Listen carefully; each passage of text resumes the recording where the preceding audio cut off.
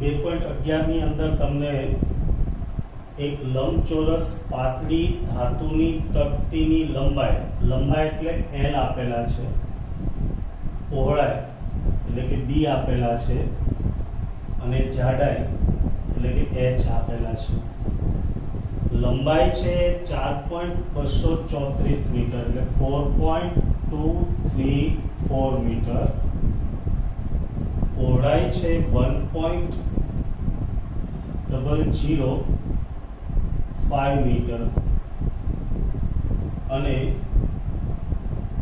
2.01 centimetre. દેખો ઉપરનું મીટરમાં છે અને આ સેન્ટીમીટરમાં છે એટલે ના ચાલે, તમારે એને મીટરમાં ફેરવવું પડે. તો 2 પોઈન્ટ ખસી જાઓ, 0.0201 મીટર. કેમ? કારણ કે સેન્ટીમીટર એટલે 10 ની -2 મીટર, બરાબર ને? બસ આટલું કર્યા પછી તમને એનું ક્ષેત્રફળ અને કદ શોધવાનું કીધું છે. ચલો તો આપણે જાણીએ પ્રમાણે લંબઘનનું ક્ષેત્રફળ A બરાબર કયું સૂત્ર થશે? 2LB plus BH plus HL, right? બસ હવે આમાં કિંમત મૂકવાની છે. કિંમત મૂકી અને સાદુરૂપ આપો જોઈએ તો 2L એટલે 4.234 ગુણ્યા 1.005 પ્લસ 8.005.0201 પ્લસ 0.0201 ગુણ્યા 4.234. ચલો પહેલા આનો ગુણાકાર કરવાનો, પછી આનો ગુણાકાર, પછી ત્રણેયનો સરવાળો. પહેલા 4.234 ગુણ્યા 1.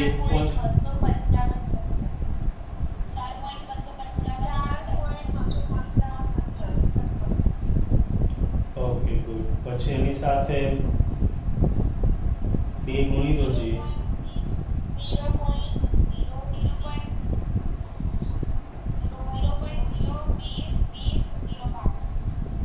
પહેલામાં જવાબ એટલો ક્યાંથી આવે છે? 4.234 ગુણ્યા 1.005 કરો અને જે આવે એની સાથે 2 ગુણી દો તો કેટલા આવે છે એ બોલો ખાલી. 8.534. ઓકે, 8.51034 આટલો આવે છે દરેકને? ઓકે, ચલો હવે બીજામાં પણ એ જ રીતના કરો. 1.005 ગુણ્યા આ કરો અને એની સાથે 2 ગુણી દો, કારણ કે 2 તો બધા સાથે ગુણવાના છે જ. ઓકે 0.040 10 પ્લસ એવું ને એવું ત્રીજામાં કરો.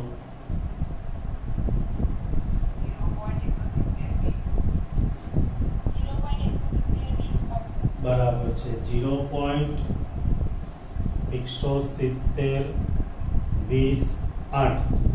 આવું કેલ્ક્યુલેટર બતાવે છે. તમારે આવું બતાવે છે? હા સોરી 68. હા બરાબર છે. ચલો હવે આ ત્રણનો ઓકે બરાબર છે. હવે ઓકે ચલો તો હવે આમનો સરવાળો કરી દો જે 3 નો કેટલો આવે છે?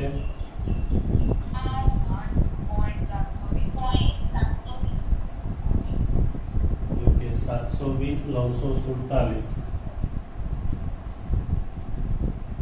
હવે જો આપણે આવી સામાન્ય ગણતરી તો આવડે છે, પણ અહીંયા તમારે આને કેટલા અંક સુધી લેવાનું?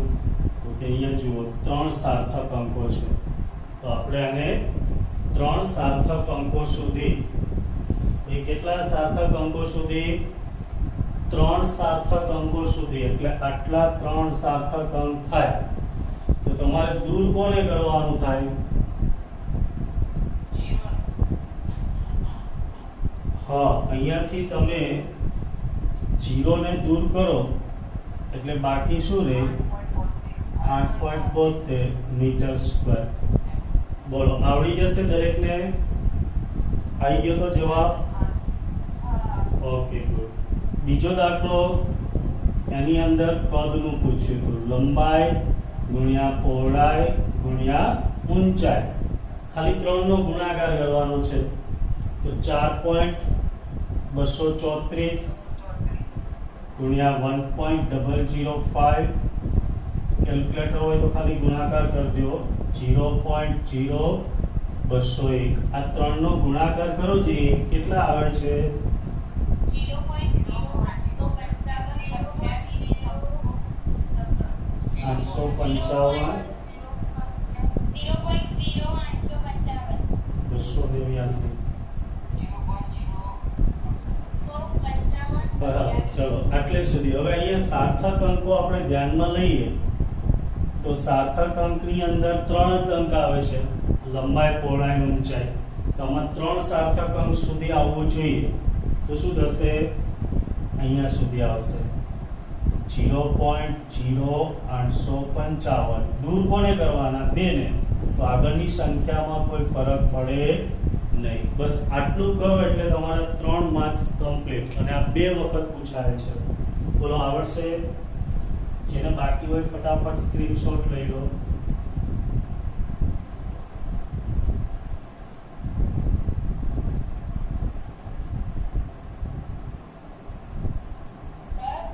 હા, બોલો.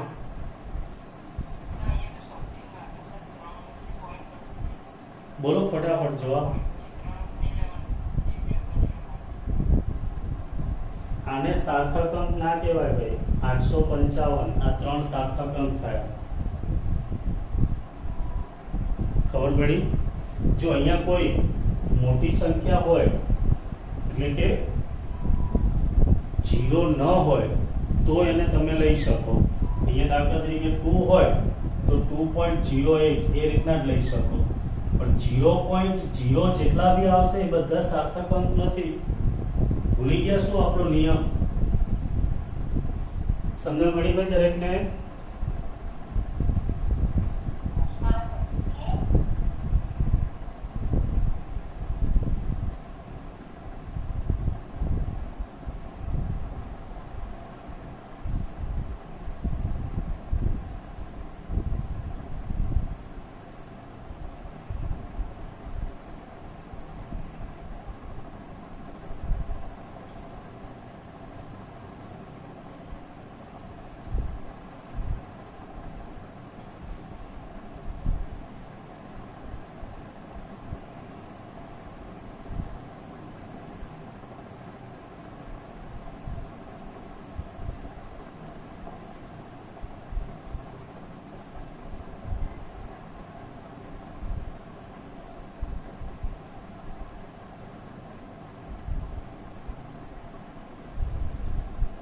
ચલો, હજી કોઈને ક્યાંય પ્રોબ્લેમ હોય તો પૂછી શકો.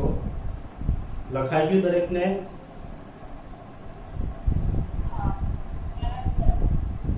ઓકે, તો આપણે હવે 2.12 જોઈએ.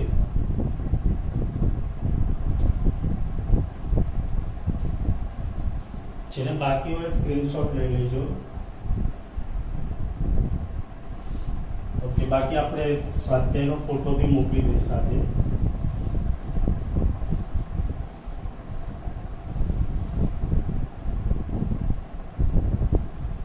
ચલો 2.12.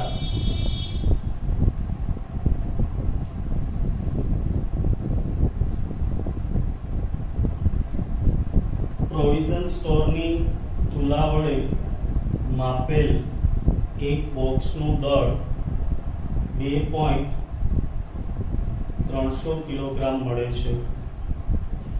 કેપિટલ M બરાબર 2.300 કિલોગ્રામ. ચલો આગળ. હવે આ બોક્સમાં 20.15 ગ્રામ અને 20.17 ગ્રામ દળના સોનાના 2 ટુકડા મૂકવામાં આવે છે. તો ટુકડાના દળને આપણે સ્મોલ m1 અને સ્મોલ m2 કહીએ. તો સ્મોલ m1 કેટલા આપેલા છે?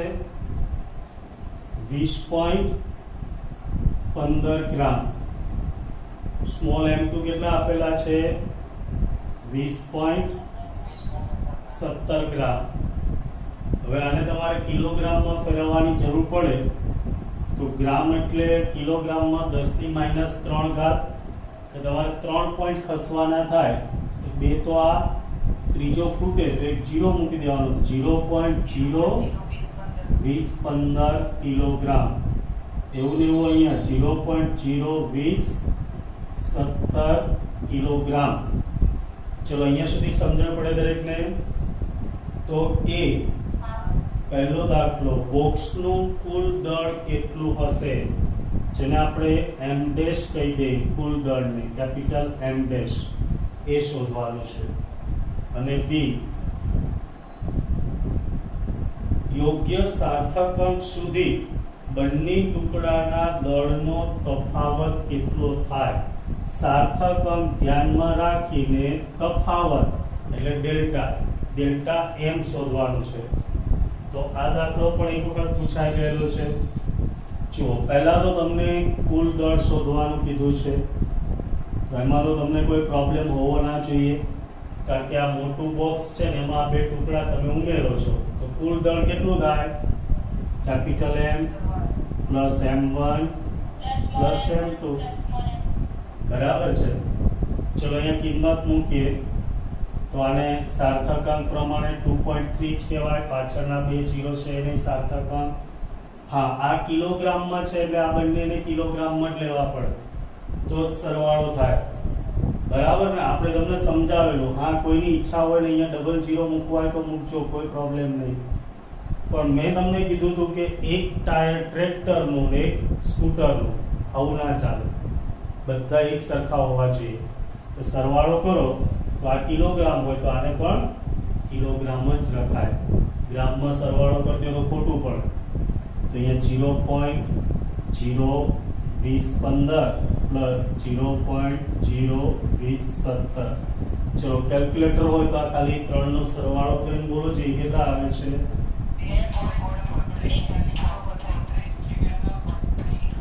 ઓકે, બરાબર. ચલો હવે અહીંયા સાર્થક અંક ધ્યાનમાં લઈએ. સાર્થક અંક ધ્યાનમાં લેતા કેટલો જવાબ આવે? તો કે સાર્થક અંક અહીંયા જોઈએ તો અહીંયા 2 જ છે, હે ને? દશાંશ ચિહ્ન પછી જો સરવાળામાં તમે લો તો દશાંશ ચિહ્ન પછી એક જ સાર્થક અંક આવે. તો પછી અહીંયા 2.3, કારણ કે 4 એ 5 થી નાનું છે એટલે કોઈ જરૂર નથી. બરાબર. ચલો આવી ગયો તો આટલો જવાબ દરેકને? ઓકે, કોઈને અઘરો લાગ્યો નથી ને? હવે બી છે એને તમે ડેલ્ટા m એટલે તફાવત, તફાવત એટલે m2 m1. તફાવત બોલો, ફેરફાર બોલો, અને બાદબાકી જ કહેવાય. ફિઝિક્સમાં હવે પછી ક્યારેય તફાવત કે ફેરફાર શબ્દ આવે તો યાદ રાખજો બાદબાકી, મોટામાંથી નાનું બાદ કરવાનું. 20.17 માઇનસ 20.15. ચલો અહીંયા બાદબાકી કરો તો કેટલા આવશે? યસ, 0.02 ગ્રામ. હવે અહીંયા સાર્થક અંકો ધ્યાનમાં લો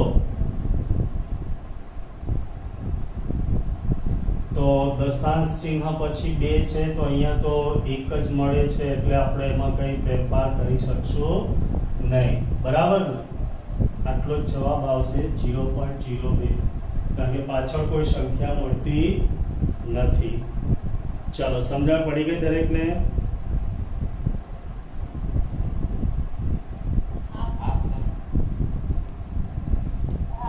ચલો તો પરિમાણ અને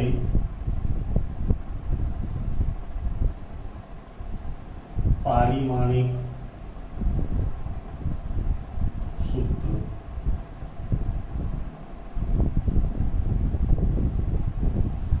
જો તમે ફિઝિક્સનું કોઈ પણ ચેપ્ટર જોશો તો એની અંદર જે નવી રાશિ આવશે એ બધાના પાછળ પારિમાણિક સૂત્ર અને એકમ લખેલા હશે. ચેપ્ટરની શરૂઆત કરી ત્યારે મેં તમને જુદી જુદી એકમ પદ્ધતિઓ છે એમના વિશે સમજાવેલું. દરેકને એ એકમ પદ્ધતિઓ યાદ હશે. પહેલી એકમ પદ્ધતિ આપણે લખેલી FPS પદ્ધતિ, ફૂટ પાઉન્ડ સેકન્ડ પદ્ધતિ. ત્યાર પછી બીજી પદ્ધતિ લખાવેલી CGS પદ્ધતિ, સેન્ટીમીટર ગ્રામ સેકન્ડ પદ્ધતિ. ત્રીજી પદ્ધતિ આપણે લખેલી MKS, મીટર કિલોગ્રામ સેકન્ડ પદ્ધતિ. ચોથી પદ્ધતિ લખી હતી MKSA, એટલે કે મીટર કિલોગ્રામ સેકન્ડ સાથે એમ્પિયર જે વિદ્યુત પ્રવાહનો એકમ છે એ જોડે ભળી જાય છે, એટલે MKSA પદ્ધતિ. અને છેલ્લે આંતરરાષ્ટ્રીય પદ્ધતિ SI, સિસ્ટમ ઇન્ટરનેશનલ, કે જેને આખા વિશ્વએ સ્વીકારી હતી, જેની અંદર 7 રાશિઓનો સમાવેશ. ઉપરની 4 તો ખરી જ, પણ બીજી 3 વધારાની એડ થઈ. તો આ 7 રાશિના નામ યાદ રાખવા માટે આપણે કીધું હતું, કોઈને યાદ હશે તો બોલી શકો લંદ્રસ વિથ ચદ્ર. લ એટલે લંબાઈ, દળ અથવા દ્રવ્યમાન, સ એટલે સમય, વી એટલે વિદ્યુત પ્રવાહ, થ એટલે થર્મોડાયનેમિક તાપમાન, જ એટલે જ્યોતિ તીવ્રતા અને દ્ર એટલે દ્રવ્યનો જથ્થો. તમે કહેશો સાહેબ આ તો આવડે છે, ઘણી વખત આપણે જોઈ ગયા, પાછું કેમ રિપીટ કરો? કારણ કે પરિમાણ અને પારિમાણિક સૂત્ર પણ એક એકમ પદ્ધતિ જ છે, ખાલી એની સંજ્ઞા બદલાય. જેમ અહીંયા અંતરના માપન માટે આપણે F વાપરતા હતા, અહીંયા સેન્ટીમીટરનો C, અહીંયા મીટરનો M, સમજણ પડે છે?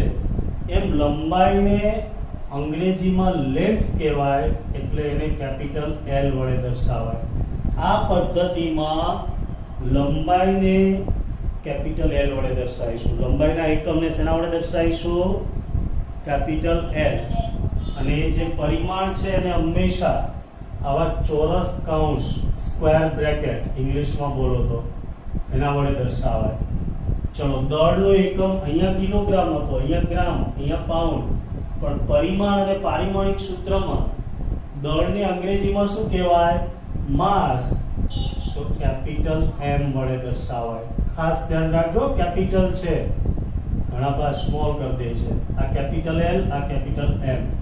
ચલો, એવી જ રીતના અહીંયા બધે સમયનો એકમ સેકન્ડ હતો, પણ અહીંયા યસ ટાઈમ ઇંગ્લિશમાં કહેવાય, એટલે એની સંજ્ઞા કેપિટલ T. સમજણ પડે છે? બાકીના SI પદ્ધતિમાં હતા એ જ. વિદ્યુત પ્રવાહનો કેપિટલ A, એમ્પિયર, અહીંયા હતો એ જ એકમ. થર્મોડાયનેમિક્સનો કેપિટલ K, અહીંયા પણ એ જ. જ્યોતિ તીવ્રતાનો CD, અહીંયા પણ એ જ. દ્રવ્યનો જથ્થો એનો મોલ, અહીંયા પણ એ જ. છેલ્લા બેને ગોળી મારો, આપણે આ 5 સાથે જ 11-12 માં કામ કરવાનું છે. તો દરેકને યાદ રહી જાય. લંબાઈના પરિમાણને શેના વડે દર્શાવાય ભાઈ? Capital L. સરસ. દળના પરિમાણને કેપિટલ L. સરસ. સમયના પરિમાણને કેપિટલ T. સરસ. ચલો, એના પછી વિદ્યુત પ્રવાહના પરિમાણને કેપિટલ A. સરસ. તાપમાનના પરિમાણને ઓકે. તો દેખો, મેં તમને કીધું હતું કે આટલી રાશિ છે એના આપણે SI એકમ નક્કી કર્યા પછી બાકીની રાશિના એકમ આના ઉપરથી મેળવી શકાતા. યાદ આવે છે? તો અહીંયા પણ આટલા પારિમાણિક સૂત્ર નક્કી કરી દો, પછી તમે બાકીની બધી જ રાશિના પારિમાણિક સૂત્ર આના ઉપરથી મેળવી શકો. સમજણ પડે? એટલે આને મૂળભૂત એકમો કહી શકાય, પાયાના એકમો કહી શકાય, જેનું સંયોજન કરવાથી તમે બીજી ઘણી બધી રાશિઓ છે એના પારિમાણિક સૂત્ર મેળવી શકો. તો પારિમાણિક સૂત્ર એટલે શું? તો કે પારિમાણિક સૂત્ર એટલે કોઈ પણ ભૌતિક રાશિને તમે આમાંથી કેટલી રાશિ અને કેટલા પ્રમાણમાં દર્શાવો છો, બરાબર? કેટલી અને કઈ રાશિ વડે દર્શાવો છે તે સમીકરણને પારિમાણિક સૂત્ર કહેવાય. દાખલા તરીકે આપણે ચલો ઘનતાની વાત કરીએ તો આપણે તો આ 5 જ યાદ રાખેલા છે. ચલો વેગની વાત કરીએ, આપણે તો આ 5 જ યાદ રાખ્યા. વેગ એટલે સૂત્ર બોલો કયું? યસ, અંતર ભાગ્યા સમય. તો મારે વેગનું પારિમાણિક સૂત્ર લખવું. કોઈ પણનું પારિમાણિક સૂત્ર એટલે બ્રેકેટ, સ્ક્વેર બ્રેકેટમાં v. અંતર, તો કે અંતર એટલે લંબાઈ, એને તો શેના વડે દર્શાવાય? l વડે. હા, અંતર એટલે લંબાઈ. જુઓ, એક જ વખત હોય તો l1, પણ બે વખત હોય અંતર ગુણ્યા અંતર તો l2, ત્રણ વખત હોય અંતર ગુણ્યા અંતર તો l3. એવું નીચે સમય, સમયને શેના વડે દર્શાવાય? t વડે. કેટલી વખત છે? એક વખત, તો t1. સમજણ પડી દરેકને? તો આનું પારિમાણિક સૂત્ર લખવું હોય તો એ હંમેશા mlt ના સ્વરૂપમાં લખાય, ત્રણ રાશિના સ્વરૂપમાં. તો અહીંયા ક્યાંય m દેખાતા નથી. છે કોઈને m દેખાય છે અહીંયા? નહીં, મને નહીં દેખાતા. તમને ક્યાં દેખાતા હોય તો કહો. હા, કોઈ નથી એનો મતલબ એની 0 ઘાત, કોઈ પણની 0 ઘાત એટલે 1. m નથી તો m ની 0 ઘાત, બરાબર ને? હું એમ કહું મારી પાસે રૂપિયા નથી, અથવા એમ કહું મારી પાસે 0 રૂપિયા છે, બંનેનો મતલબ એક જ થાય ને? હા, તો અહીંયા m નથી એનો મતલબ m ની 0 ઘાત. l કેટલી વખત છે? એક વખત. t ને ઉપર લઈ જાઓ તો માઈનસ ઘાત થાય. બસ આને કહેવાય વેગનું પારિમાણિક સૂત્ર. સમજણ પડી? આપેલ ભૌતિક રાશિ જે અહીંયા કોણ છે? વેગ. એને કેટલી અને કઈ મૂળભૂત રાશિ સ્વરૂપે તમે દર્શાવો? તો કે બે રાશિ, અંતર સમાન અને દળ નથી એટલે 0.